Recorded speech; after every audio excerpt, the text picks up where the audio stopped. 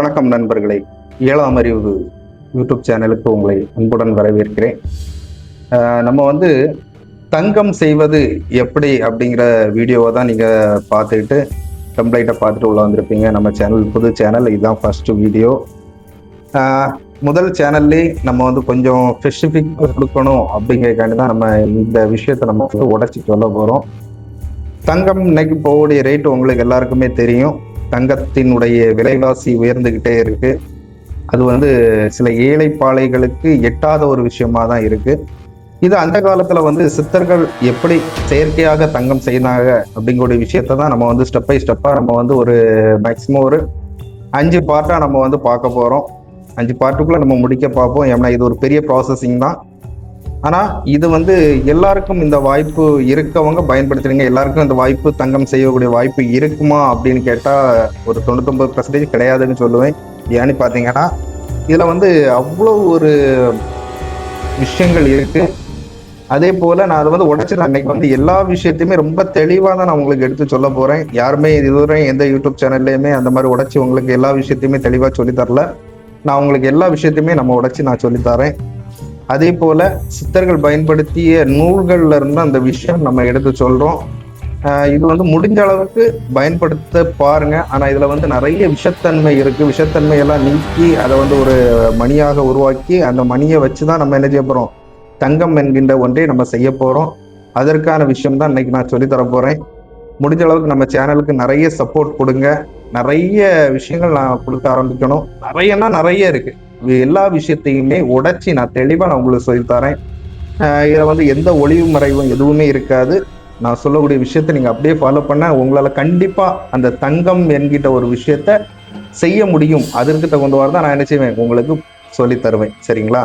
நம்ம சேனலை முடிஞ்ச அளவுக்கு என்ன செய்யுங்க, சப்ஸ்கிரைப் பண்ணுங்க, பப்ளிஷ் பண்ணுங்க, நிறைய பேருக்கு ஷேர் பண்ணுங்க. நிறைய பேர் நமக்கு ஆதரவு கொடுத்தா மட்டும்தான் என்னால கண்டினியூவா நம்ம சேனலை என்ன செய்ய முடியும், கொண்டு போக முடியும். அதுக்கான தான் முதல் கோரிக்கையாவே நான் உங்கள்கிட்ட கேட்கிறேன். ஏன்னா இது புது சேனல், உங்களுக்கு ஏற்கனவே சொல்லிட்டேன். இன்னைக்கு நீங்க பார்க்க வந்ததே நம்ம டெம்ப்ளேட் பார்த்துட்டு எத்தனை பேர் வந்திருக்கீங்கன்னு தெரியல. இன்னைக்கு ஃபர்ஸ்ட் வீடியோ பார்க்குறவங்க ஃபர்ஸ்ட் நபர் கண்டிப்பா கமெண்ட் பண்ணுங்க. அந்த கமெண்ட் எப்பவுமே அழியாத மாதிரி நான் அதில் பின் பண்ணி வச்சிருப்பேன். சரிங்களா? முடிஞ்ச அளவுக்கு உங்களுடைய ஆதரவு எனக்கு மிகப்பெரிய ஒரு ஊன்றுகோலா இருக்கும். சரிங்களா? நான் உங்கள் மாறன். நம்ம இப்போ கண்டென்ட்டுக்குள்ள போவோம்.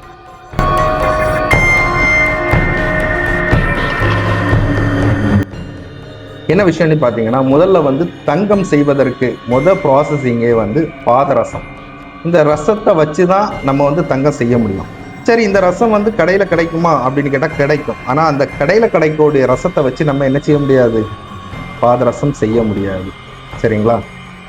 ஏன் பாதரசம் கடையில கிடைக்கக்கூடியதை வச்சு நம்ம பண்ண முடியாதுன்னா, அது ஒரு செத்த பிணம் கணங்க.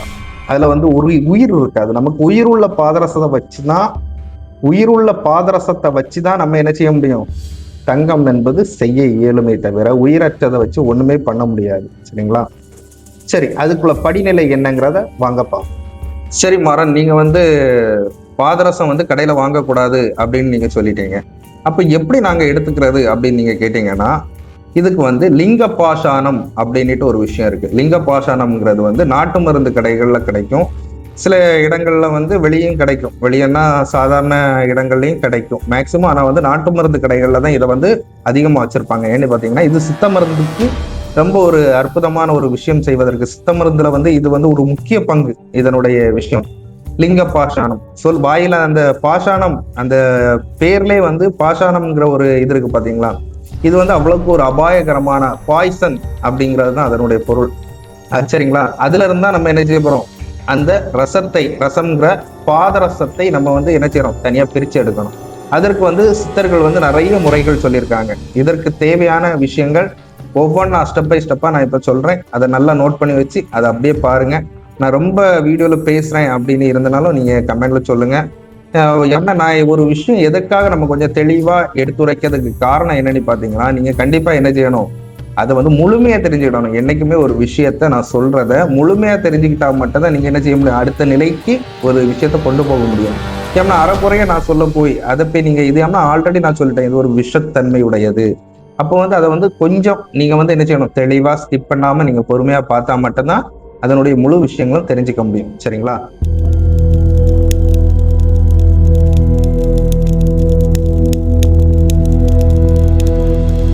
வந்து லிங்க ரசம்ங்கிறது வந்து நமக்கு அந்த லிங்க பாஷாணத்துல இருந்தா நமக்கு லிங்கரசம் கிடைக்கும் அப்படின்னு நான் உங்களுக்கு சொல்லிட்டேன். இதை வந்து எப்படி நம்ம எடுக்கிறதுன்னு பார்த்தீங்கன்னா, இதற்கான முறை தான் என்ன செஞ்சாங்கன்னா, சித்தர்கள் சொன்ன முறை லிங்க கட்டு இல்லைன்னா லிங்க பதனம் அப்படின்ட்டு சொன்னாங்க. பதனம் செய்யும் முறை அப்படின்னு சொல்லியிருந்தாங்க. அந்த முறைகள் என்ன அப்படிங்கிறத சொல்றேன் பாருங்க. நம்ம இப்போ வந்து லிங்கத்தை வாங்கிட்டு வந்தாச்சு. லிங்கத்தை வந்து அப்படியே என்ன செய்ய முடியாது, கொண்டு சூடுபடுத்தினோடனே அதுல வரும். ஆனா அப்படி பண்ணக்கூடாது அப்படின்னு சித்தர்கள் சொல்றாங்க. ஏன் அப்படி பண்ணக்கூடாதுன்னா, அது மிகவும் நச்சுத்தன்மை உடையது. இதுல இருந்து என்ன செய்யும், உங்களுக்கு அதனுடைய சுவாசிக்கும் போது, அதை சூடுபடுத்தும் போது அதனுடைய புகையே நமக்கு நச்சுத்தன்மையுடையது. அது உடனே என்ன செய்யும், நம்மளை வந்து பாதிக்கும். அப்படிங்கிறக்காண்டி அதை வந்து சூடுபடுத்தக்கூடாது. அதற்கு முன்னாடி உள்ள ப்ராசஸிங் என்ன பண்ணணும் அப்படிங்கிறது சொல்றாங்க பாருங்க. இது சித்தர்கள் பாடல்ல ஒரு விஷயம் இருக்கு. என்ன சொல்றாங்கன்னா, செந்தூரம் தன்னை பாலிலே வேக வைத்து அப்படின்னு சொல்றாரு. செந்தூரம் தன்னை பாலிலே வேக வைத்து அப்படின்னு சொல்றாரு. அது எப்படி பண்ணணும்னா, அந்த பாட்டுக்கான முழு அர்த்தம் என்னன்னா, இந்த லிங்க பாஷாணத்தை என்ன பண்ணணும்னு பார்த்தீங்கன்னா, லிங்க பாஷாணத்தை ஒரு அழகான துணினா பருத்தி துணி இருக்கு பார்த்தீங்களா, அந்த பருத்தி துணியில மடக்கி கெட்டிக்கிட்டு கீழே ஒரு பாத்திரம் நிறைய என்னன்னா எலுமிச்சப்பழ சாறு இல்லைன்னா புளித்த காடி தண்ணிம்பாங்க. காடி தண்ணின்னா பழைய கஞ்சியில் வரக்கூடிய தண்ணி. அது வந்து காடி தண்ணிம்பாங்க. ரொம்ப நாள் சோறு போட்டு வச்சு அந்த தண்ணி வந்து ஃபுல் அண்ட் ஃபுல் வந்து இருக்கும்போது அது வந்து காடி தண்ணி அப்படிம்பாங்க. இந்த காடி தண்ணியில என்ன செய்யணுமானா, நூல்ல தொங்க போடணுமா. உள்ள போட்டும் வைக்கக்கூடாதாம். சித்தர்கள் சொல்லக்கூடிய முறையை பார்த்துடுங்க. ஏன்னா உள்ள போட்டு வைக்கக்கூடாது. அதை வந்து ஒரு துணியில கெட்டி தொங்க விடணும். அந்த இப்போ பாத்திரத்துல ஒரு கொஞ்சோண்டு நமக்கு தண்ணி இருக்கு, நம்ம கொஞ்சோண்டு எலுமிச்சைச்சாரோ இல்ல தண்ணியோ வந்து ஒரு பாதி அளவு வச்சிருக்கோம்னு வச்சிருங்களா, பாதி அளவோ ஒரு காவாசியோ இருக்கு. அந்த லிங்கத்துக்கு தகுந்தவாறு நம்ம நினைச்சிருக்கோம் அந்த தண்ணியை வச்சிருக்கோம். அதுல உள்ள போடாம மேல ஒரு கம்பு வச்சுக்கிட்டு அந்த கம்புல என்ன செய்யணும், ஒரு நூலோ ஏதோ ஒண்ணு வச்சு அதை கெட்டணும். இந்த துணியோடு கெட்டி அந்த துணியில என்ன செய்யணும், அந்த பானைக்குள்ளேயோ இல்லைன்னா அந்த பாத்திரத்துக்குள்ளேயோ தொங்க விடணுமா. அந்த லிங்கம் வந்து முங்கோடி அளவுக்கு என்ன செய்யணும், நீங்க முழுசா அதை விடணும். இதை எத்தனை மணி நேரம் நீங்க வைக்கணும்னு பாத்தீங்கன்னா 3 மணி நேரமா என்ன செய்யணும், அந்த இதுக்குள்ள வைக்கணுமா. எதுக்குள்ள, அந்த புளிச்ச நீருக்குள்ளேயோ அல்லது என்ன செய்யணும், அந்த எலுமிச்சை சாறு ஒண்ணு வச்சிருக்காங்கல்ல, அந்த எலுமிச்சை சாத்துக்குள்ளேயோ நீங்க வைக்கணுமா. வைக்கும் பொழுது அதனுடைய தன்மை மாறும் அப்படின்ட்டு சித்தர்கள் சொல்றாங்க. அதுக்கு அடுத்த நிலை சித்தர்கள் எந்த மாதிரி சொல்லியிருக்காங்கன்னு பாத்தீங்கன்னா, ஃபர்ஸ்ட் விஷயம் நம்ம பண்ணியாச்சு. என்ன பண்ணிட்டோம், அந்த பாதரசத்தை இணைச்சாச்சு, ஒரு எலுமிச்சை பழ சாற்றுல வச்சு ஊற வச்சாச்சு.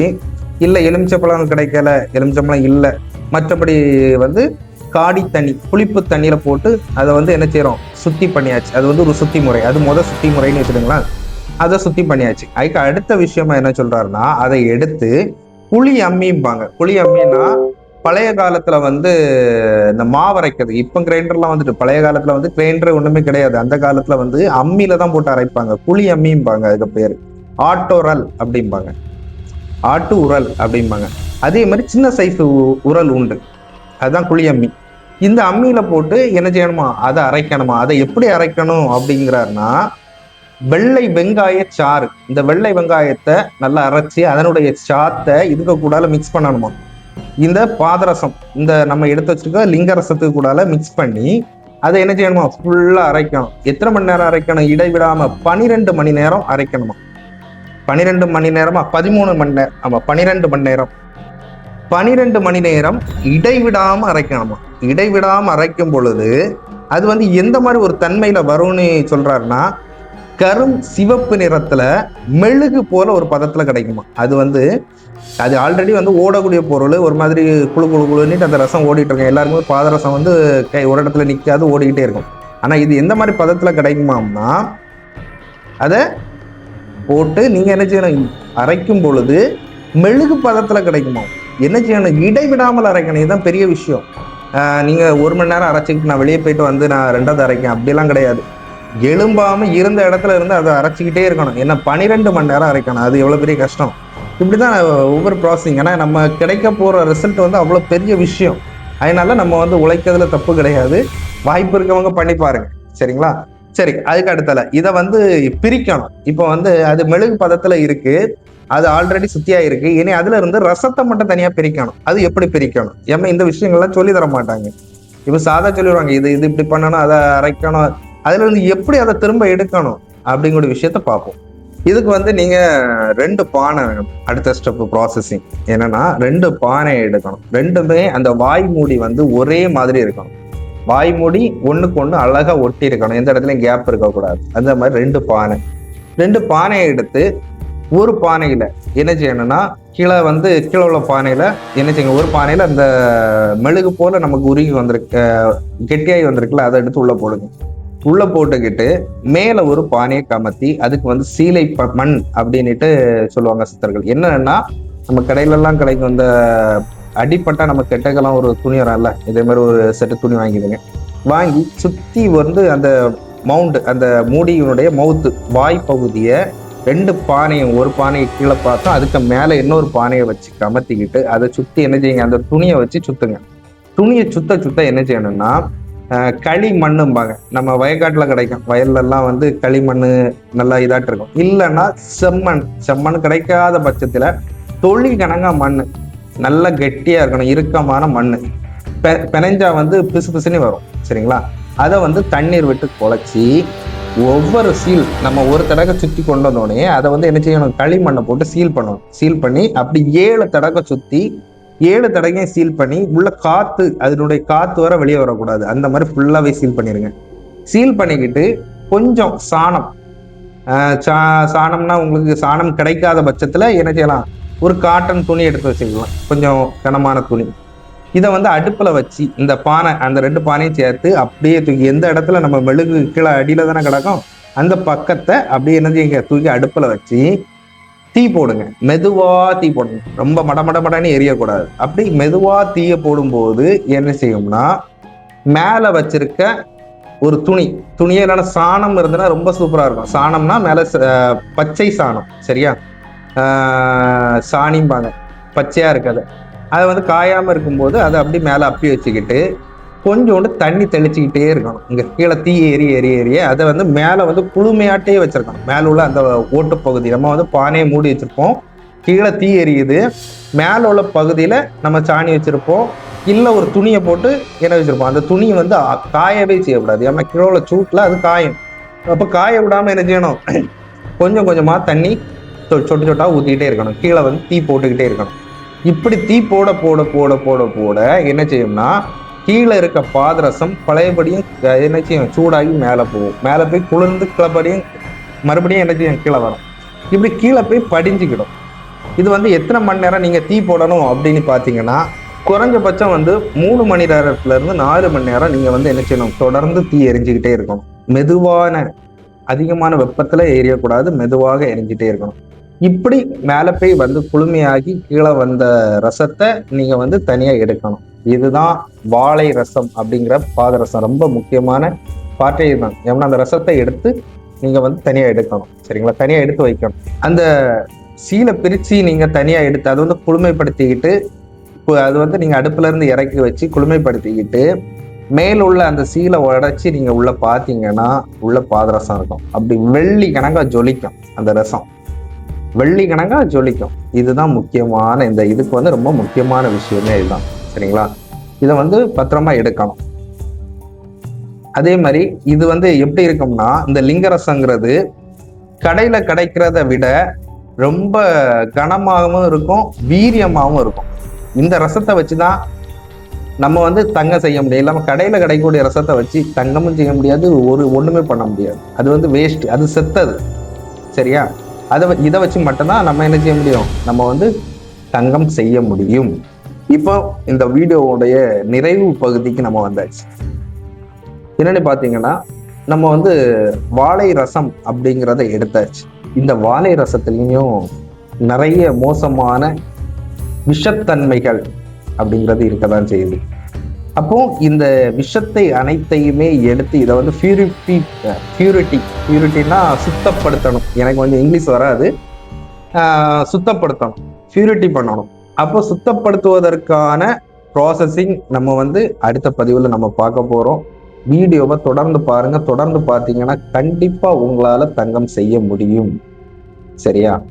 நம்ம மறக்காம நம்ம சேனல் 7ஆம் அறிவு இந்த சேனலை என்ன செய்யுங்க, சப்ஸ்கிரைப் பண்ணுங்க. மிக்க நன்றி எல்லாருக்கும். அடுத்த வீடியோவில் சந்திப்போம். அதுவரை உங்களிடமிருந்து விடைபெறுவது நான் உங்கள் மாறன்.